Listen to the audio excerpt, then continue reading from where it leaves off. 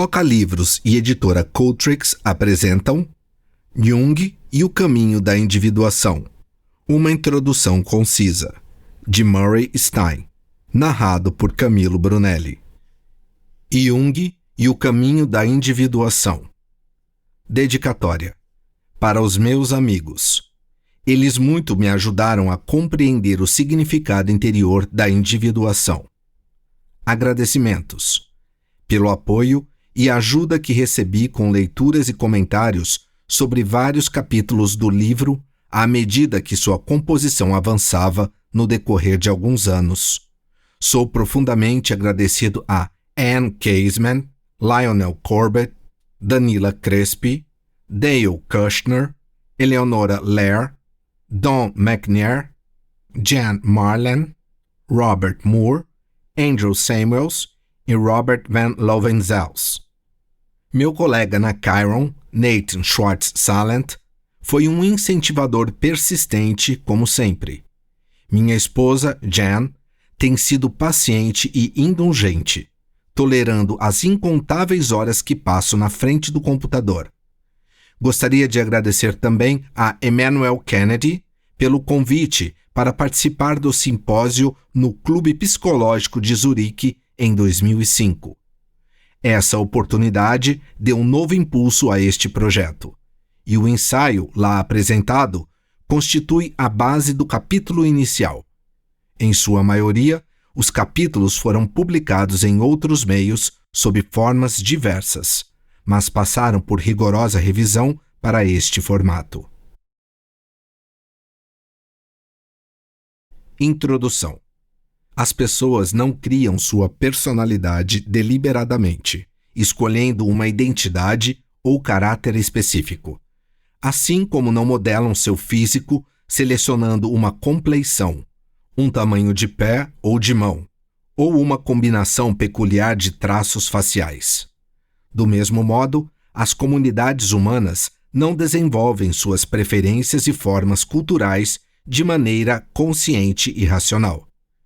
Quase tudo o que caracteriza os indivíduos e as comunidades deriva da interação de fatores e determinantes históricos, tempo e lugar de origem, herança genética e cultural. Além disso, é preciso acrescentar as inúmeras sincronicidades que acompanham indivíduos e grupos ao longo de sua breve ou longuíssima vida. James Baldwin descreveu essa realidade com muita precisão. Infelizmente, as pessoas não podem inventar tábuas de salvação, amores e amigos, do mesmo modo que não conseguem inventar os pais. É a vida que dá e também tira essas coisas, e a grande dificuldade é dizer sim à vida. A isso é preciso acrescentar: elas também não conseguem inventar sua identidade ou estilos de personalidade. No fim, quem somos como indivíduos acaba sendo uma rede complexa de componentes diversos reunidos em um objeto psicológico chamado self, ou si mesmo. Possui uma identidade consciente específica e uma combinação entremeada de conteúdos inconscientes.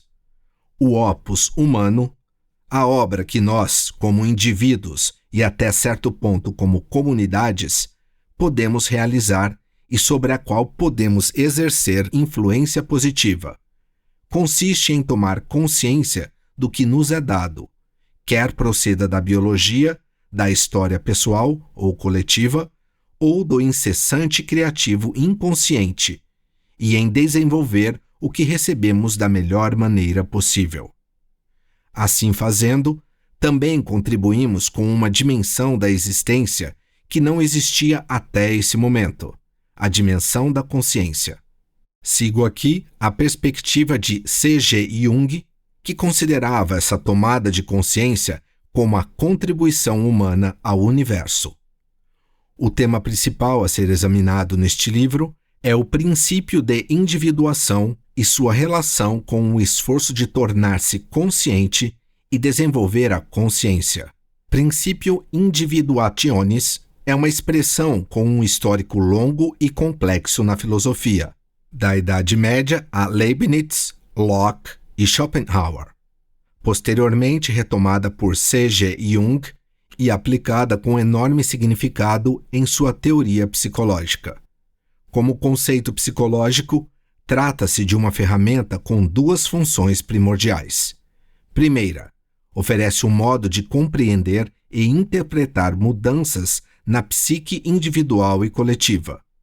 Segunda, sugere um método para aumentar e desenvolver a consciência humana ao seu máximo e pleno potencial. Como força dinâmica, a individuação remete à tendência inata, uma energia, um impulso, ou, como direi em algumas passagens, um imperativo, de um ser vivo encarnar-se por completo, tornar-se verdadeiramente ele mesmo no mundo empírico do tempo e do espaço, e, no caso dos seres humanos, a tomar consciência de quem e do que são. A natureza da individualidade humana e seu desenvolvimento rumo a uma consciência maior são assuntos de grande complexidade, constituindo-se dois dos grandes temas da psicologia profunda.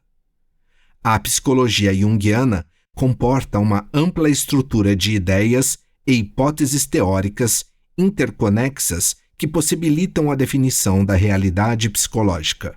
No meu livro anterior, Jung's Map of the Soul, Jung, o Mapa da Alma, publicado pela editora Cultrix, São Paulo, 2000, apresentei inúmeras dessas estruturas básicas. Neste livro, passo do mapa à jornada, abordando a questão do desenvolvimento da consciência, uma ideia arquetípica por si só e que ocupa posição central não só na psicologia atual, mas também na espiritualidade, na historiografia, na biologia e em muitos outros campos científicos e humanísticos. Na psicologia junguiana, o processo de individuação não se restringe a uma descrição básica do modo como um indivíduo toma forma e substância ao longo da infância e da juventude, vivenciando então essa personalidade construída na idade adulta. Essa construção é praticamente o acúmulo de formações biogenéticas e psicogenéticas e de influências culturais. Limitada a isso, a individuação quase se identificaria com a filosofia do individualismo. Mas não. A individuação impele a consciência e a autorrealização para além do limiar em que os processos de desenvolvimento normal, regulados pelos genes, pela psique e pela sociedade, cessam de atuar. Na verdade, de várias maneiras, ela é o exato oposto do individualismo, apesar de poder assemelhar-se a ele nos estágios iniciais e de conter alguns dos seus aspectos. De modo mais significativo, porém, a individuação é uma disciplina psicológica que exige a participação integral da pessoa consciente para fazê-la progredir. Em essência, ela procura levar o ego-consciência para fora e para além de suas características e hábitos pessoais estabelecidos e de atitudes culturais assimiladas, isto é, caráter e personalidade, objetivando um horizonte muito mais amplo de autocompreensão e plenitude, um horizonte que é impessoal e beira o que muitas vezes chamamos de anima mundi. A individuação produz uma extensão da consciência que vai além do pessoal e alcança o arquetípico ou não pessoal. Jung a denominava um opus contra naturam. Assim como a psicanálise freudiana, a psicologia junguiana procura superar a repressão e elevar o aspecto sombra da personalidade individual ao nível da consciência, e também suprimir o refrão comum do ego como centro estável e privilegiado do universo psíquico. Ultrapassando a psicanálise, entretanto, ela também se empenha em estabelecer uma comunicação ininterrupta, com que o Jung chamava de espírito do inconsciente coletivo, Esse é um nível mais profundo da alma do que revelam as visões da psicologia do ego. Uma tentativa tão radical requer um trabalho psicológico árduo. Seu objetivo último é a conscientização e a integração dos níveis somático, psicológico e espiritual do ser nos níveis individual e coletivo. Para participar desse imenso projeto humano, o indivíduo é estimulado a integrar algumas figuras e dinâmicas do inconsciente coletivo a uma identidade consciente flexível, que não reprime polaridades psíquicas inerentes para sustentar a si mesma, mas sim para incluir figuras e energias que emergem continuamente das profundezas da psique. A individuação é um processo dinâmico e permanente. Neste pequeno livro, até onde possível, procuro esclarecer esse processo e discorrer sobre a individuação como princípio. Ou seja, vejo esse processo como um modo de identificar padrões de desenvolvimento no movimento contínuo de mudança no fluxo de consciência. Ao mesmo tempo, ele oferece um método para aprofundar e enriquecer o anseio inerente da psique de se inserir no tempo. Naturalmente, como todas as chamadas demandas instintivas feitas ao ego, esse processo pode ser evitado, negado, reprimido ou ainda relegado a uma condição de irritação mais branda que por vezes se torna tão premente, a ponto de se ter de lhe oferecer um sacrifício voluntário ou até mesmo forçado. A negação do imperativo da individuação tem um preço, porém, às vezes é este que se torna o fator mais importante na vida de uma pessoa. Vou examinar também a aplicação do princípio de individuação a uma tradição religiosa e às relações políticas entre culturas. Em outras palavras, questiono se entidades coletivas e organizações também estão sujeitas ao princípio de individuação, à medida que avançam no tempo e entram em contato com o outro. Essa é uma tarefa árdua a cumprir, e estou inteiramente ciente de sua complexidade.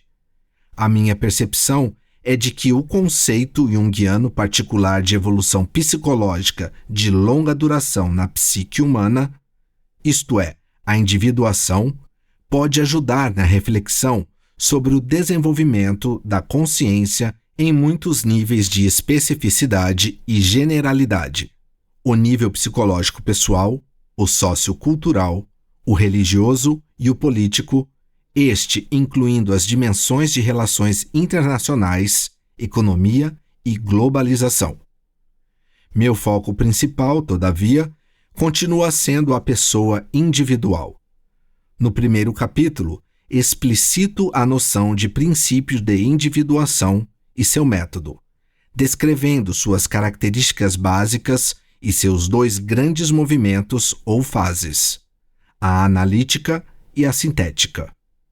No segundo capítulo, examino a função da experiência luminosa no processo de individuação e faço distinção entre individuação psicológica, desenvolvimento espiritual e jornada religiosa rumo à união com Deus.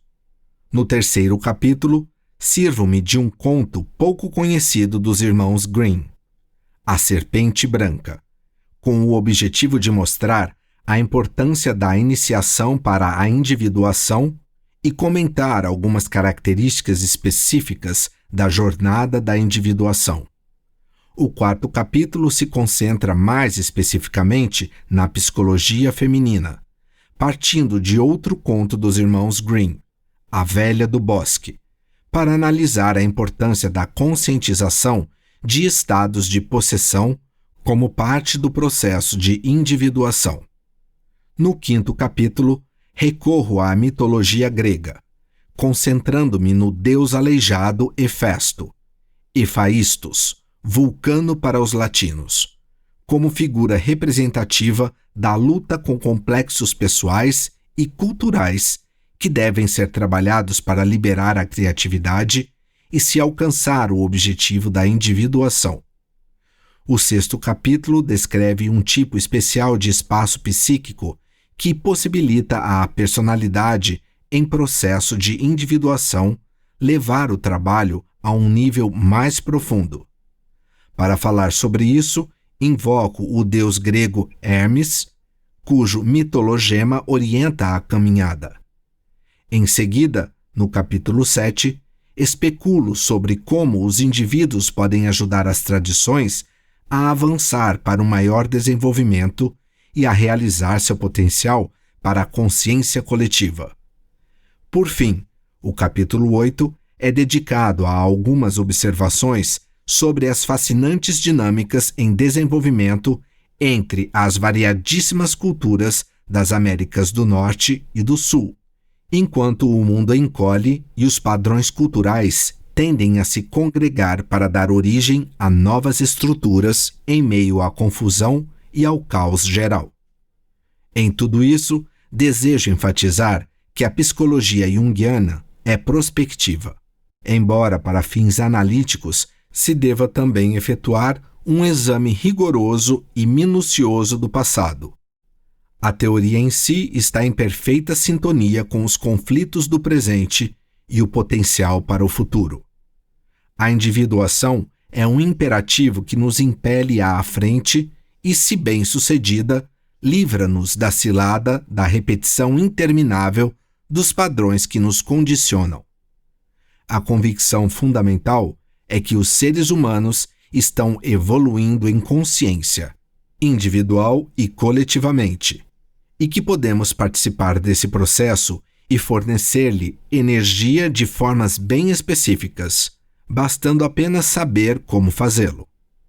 Com essa finalidade, embora eu não tenha receitas prontas para dar, espero oferecer vislumbres que poderão ser de grande proveito.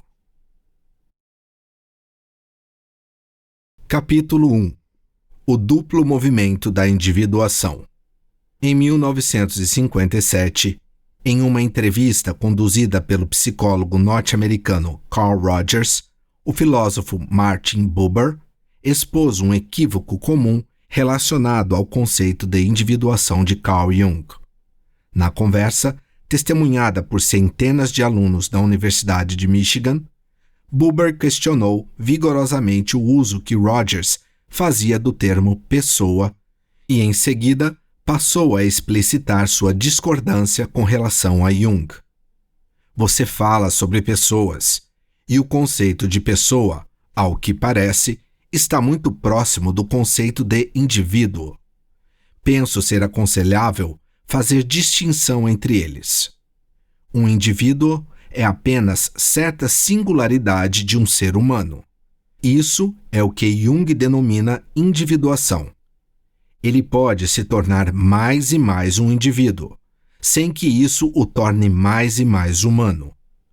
Tenho inúmeros exemplos de homens que se tornaram muito individuais, muito distintos de outros, muito desenvolvidos em sua peculiaridade, sem ser de modo algum o que eu gostaria de chamar de homem.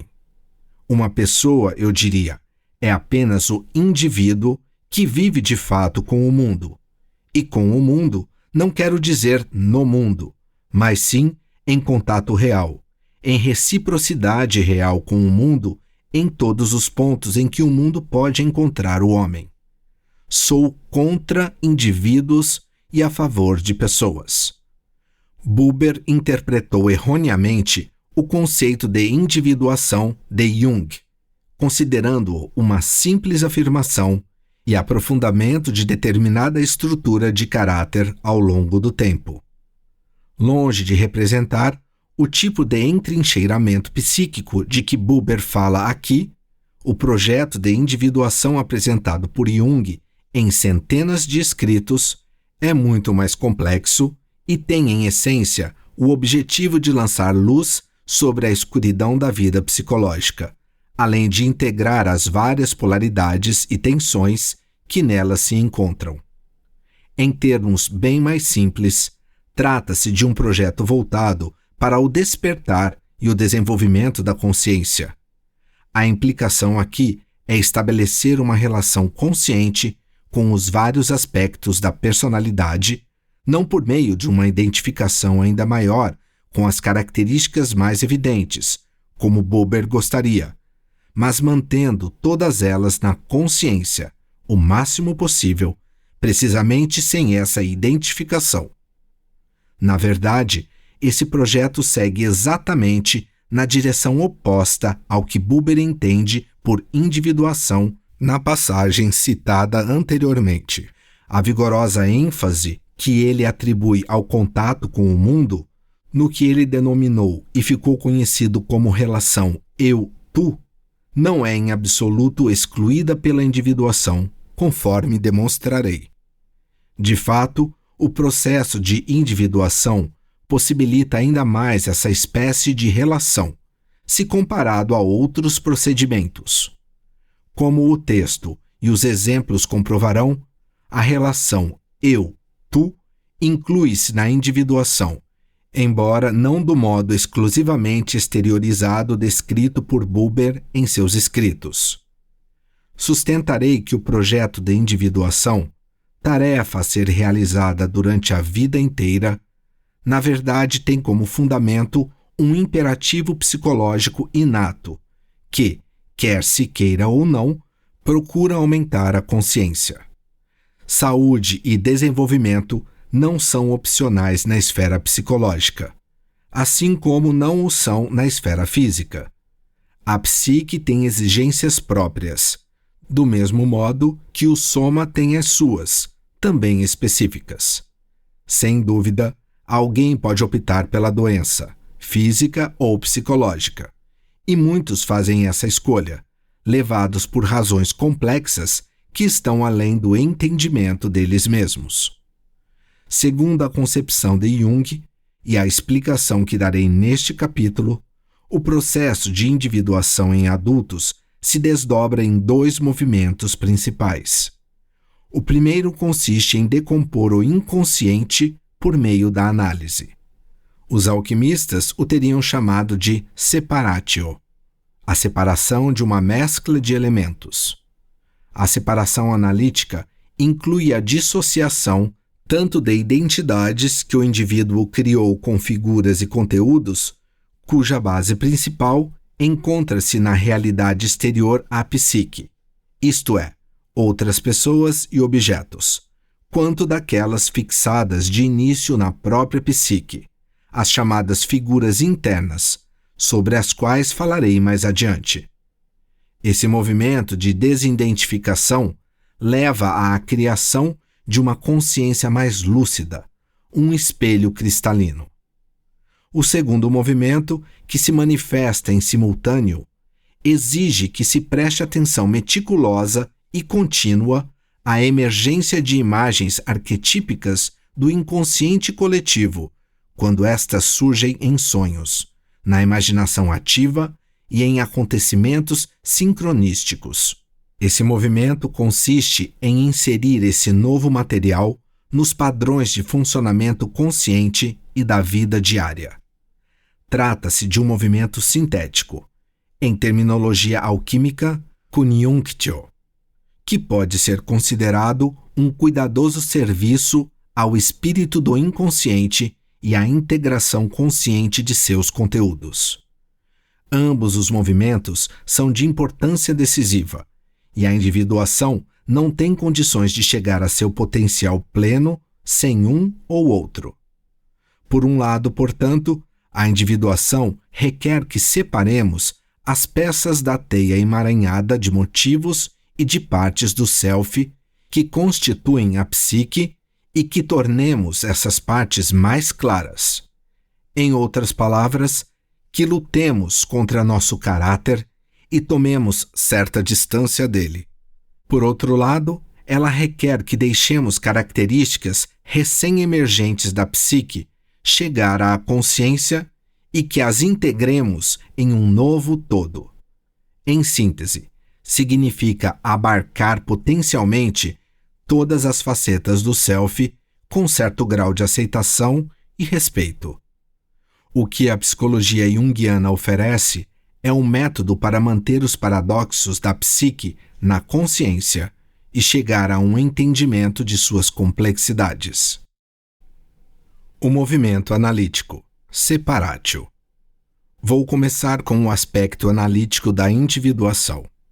Em resposta a uma pergunta sobre a experiência do Atman, o Self, Jung respondeu: o que a análise faz é, em primeiro lugar, uma redução. É analisar a sua atitude. Você precisa se conscientizar de muitas resistências e conteúdos pessoais que reprimem sua atividade mental genuína ou seus processos psicológicos. Todas essas inibições significam muitas e muitas impurezas, e você precisa purificar a mente antes que o processo psicológico de transformação possa começar. O primeiro movimento da individuação se dirige à purificação da psique em relação às identificações inconscientes. Isso significa redução. Para começar, ofereço uma breve introdução histórica ao conceito de individuação de Jung. A fundamentação é filosófica e psicológica ao mesmo tempo.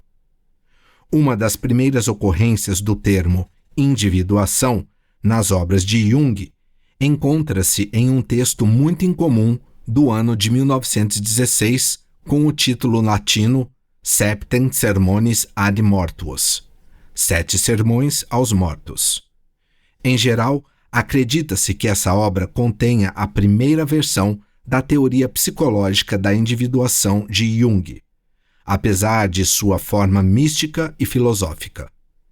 Como explica Jung no clássico Memórias, Sonhos, Reflexões, o conteúdo desse texto chegou-lhe em uma espécie de estado de transe e lhe foi ditado por alguém chamado Basílides de Alexandria. A obra se apresentou ao longo de vários dias, durante um período de trabalho interior mais intenso. Os anos de confronto com o inconsciente, como se refere a esse período em Memórias, Sonhos, Reflexões, cujos resultados foram registrados no famoso O Livro Vermelho.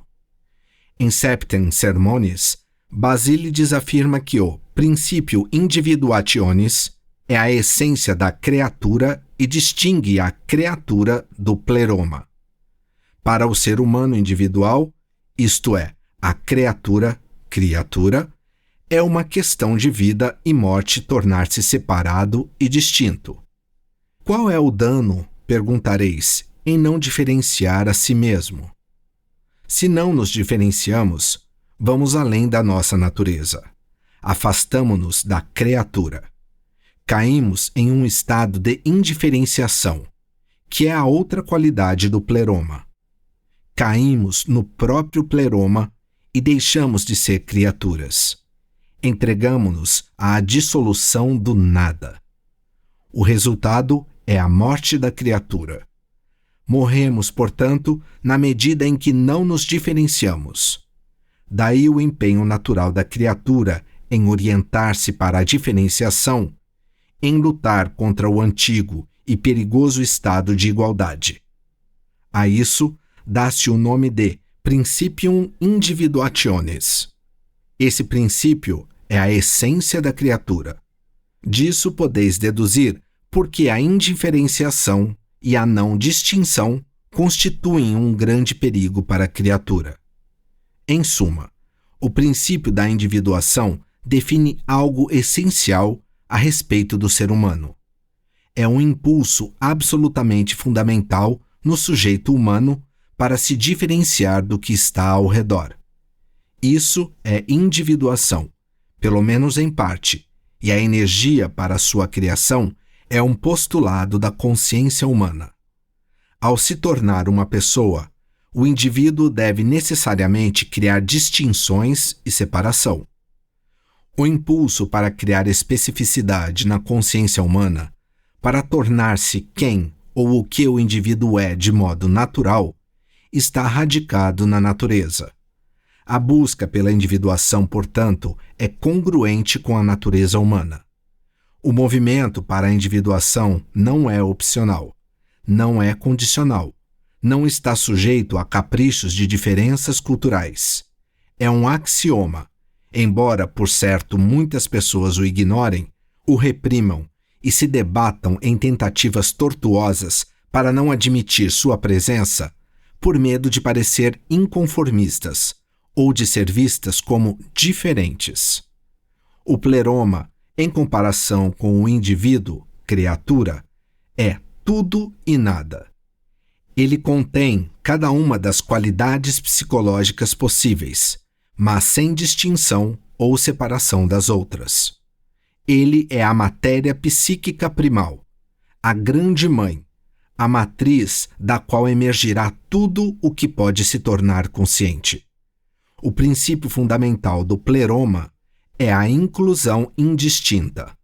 Fora dele, supervisionando-o e opondo-se a ele, está a consciência emergente do indivíduo singular, cuja natureza essencial é diferenciação e cujo impulso mais básico é alcançar a consciência individual, isto é, um senso de unicidade, para o que se exige separação e a permanente ação de fazer distinções entre o eu e o não eu. Não isto, não aquilo, mas alguma outra coisa, algo separado e único. No percurso para chegar a esse ponto, a pessoa descobre, ou talvez cria, o paradoxo da complexidade, isto é, os opostos psicológicos. Pares opostos de qualidades são criados à medida que se fazem distinções, em cima, embaixo, adiante, atrás, beleza, feiura, macho, fêmea, bem, mal, tempo, espaço, e assim por diante. Ao obter visibilidade e clareza, esses pares solicitam identificação e preferência. A pessoa individual é levada a se identificar com um dos lados do par e a se manter distante do outro. Assim, ela chega ao primeiro estágio de definição, em que o self e o outro passam a existir como um par de opostos. E cria-se a sombra. Aqui nasce também a ilusão da diferenciação, pois embora esse seja um passo em direção à individuação, esta ainda não se realizou, uma vez que as qualidades identificadas são coletivas. Continuamos diante de alguém que não é um indivíduo, pois este ainda precisa emergir. Esse estágio inicial do processo de individuação baseia-se na formação de um estado de identidade psicológica com certas qualidades que ficaram separadas do estado pleromático. Assim, uma personalidade e um caráter um tanto distintos, mas ainda coletivos, passam a existir. Podemos lembrar aqui o que Erik Erikson descreve como formação da identidade durante a adolescência. A persona psicossocial é marcada e assumida como forma de adaptação às exigências específicas de determinado ambiente cultural. Mais tarde, no entanto, em geral em torno da meia-idade, a individuação exige que a pessoa se separe das qualidades coletivas com as quais se identificou, pois as qualidades pertencem ao pleroma, e somente em nome e em sinal da distinção podemos e devemos possuí-las ou vivenciá-las. Devemos distinguir-nos das qualidades. No pleroma, elas estão em equilíbrio e se anulam. Em nós, não. Diferenciando-nos delas, nos libertamos. Assim, a tarefa de separação continua, mas agora em nível muito mais profundo. A consciência, então, empenha-se em criar uma distinção entre o indivíduo e as qualidades que haviam sido assimiladas como sendo o self, que tinham se tornado os apegos, valores e convicções mais fundamentais da pessoa. A exigência imperativa da individuação é voltar à própria natureza, ao próprio ser verdadeiro. Portanto, não é pela diferenciação, como pensais, que deveis lutar, mas sim pelo vosso próprio ser. Essa busca do próprio ser individual é uma tarefa ingente e continua pelo resto da vida. Em 1916, em uma conferência para a Associação de Psicologia Analítica, Jung retoma esse mesmo tema da individuação e seu significado, mas então de forma psicológica, menos mito-poética e mais prosaica. Em alemão, esse trabalho recebeu o título Über das Unbewussten und sein Inhalt, traduzido para o inglês como The Structure of the Unconscious, a estrutura do inconsciente. Pela primeira vez, ele desenvolve a noção de persona e o modo como ela se constrói como uma negociação, um acordo entre o indivíduo e o coletivo. A persona é construída, diz Jung, de porções do coletivo com as quais o ego se identifica e que funcionam para facilitar a adaptação ao mundo social circundante. A persona é efetivamente um segmento da psique coletiva, mas ela imita a individualidade. Sua existência pode ser, portanto, uma sutil inimiga da individuação, caso não se conscientize como máscara. Os seres humanos possuem uma faculdade que, embora seja da maior utilidade para propósitos coletivos, é sumamente perniciosa para a individuação. Trata-se da faculdade da imitação. Essa é também a base para o recrutamento de soldados e de jovens terroristas. Eles são induzidos a imitar os grandes heróis, sob promessas de funerais com honras militares, caso venham a perder a vida em combate. É precisamente essa tendência à imitação, em vez de à individuação, que levou Jung a uma atitude tão negativa perante a perspectiva de institutos e programas de treinamento criados em seu nome e ao estudo da psicologia analítica. Graças a Deus sou Jung, e não um junguiano. É uma de suas afirmações mais famosas. Um indício de sua visão preconceituosa de pessoas que formam uma mera persona, identificando-se com as ideias e os métodos dele, porém negligenciando o trabalho interior exigido pelo imperativo da individuação. A consequência disso só podem ser milhares de máscaras vazias, julgava ele, mediante as quais suas ideias originais podiam ser transformadas em estereótipos e receitas.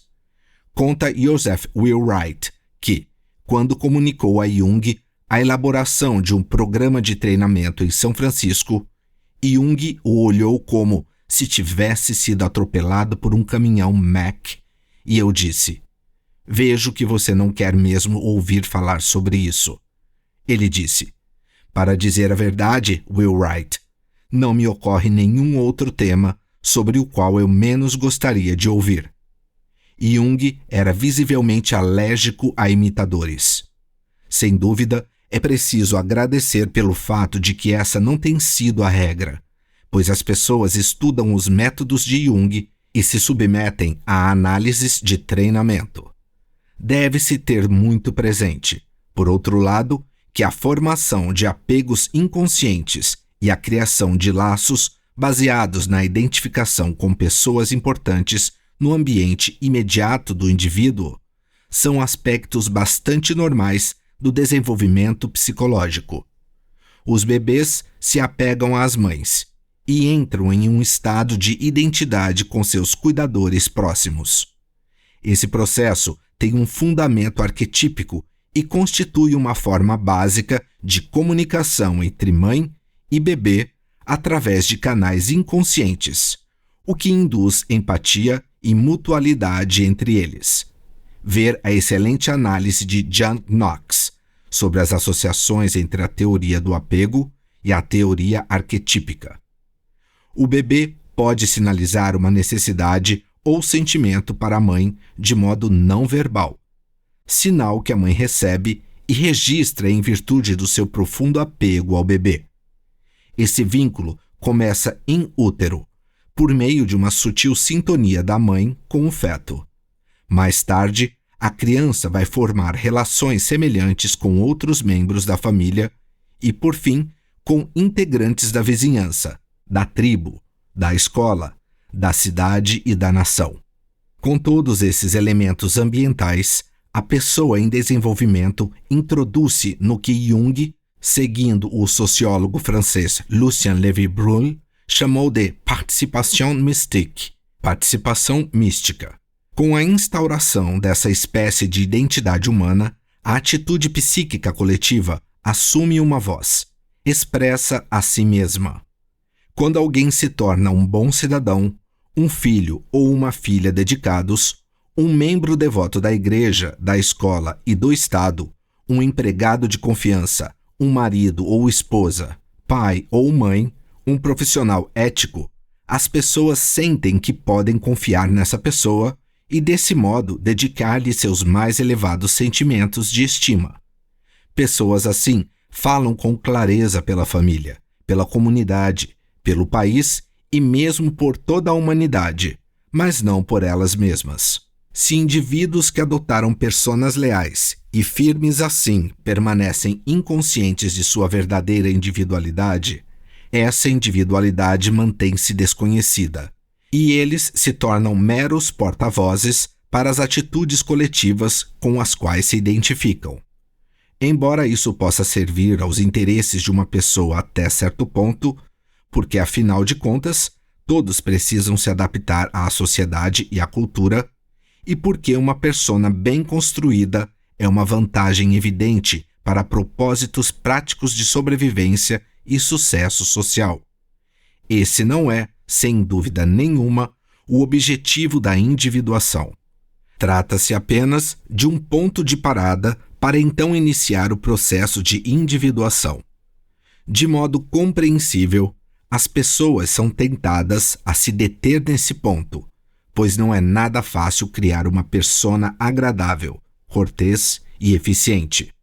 Dando por concluída a tarefa de desenvolvimento psicológico, depois de obter uma identidade social e de estabelecer um adequado padrão de vida em tempo e lugar determinados, por que não relaxar e saborear os frutos dos próprios esforços? Jung, porém, encerrou sua palestra de 1916 afirmando que a individuação é um princípio que possibilita e, se necessário, determina a diferenciação progressiva com relação à psique coletiva. A individuação é uma força da natureza, tão intensa e persistente na visão de Jung, quanto o instinto da sexualidade e a vontade de poder, potência, de modo que a opção de decidir interromper o desenvolvimento psicológico e repousar sobre os lauréis da adaptação alcançada simplesmente não existe. Se não for escolhido de maneira consciente, o impulso para a individuação produzirá... Esperamos que você tenha gostado desta prévia. Para continuar ouvindo este audiolivro no Google Play Livros, use o link na descrição do vídeo.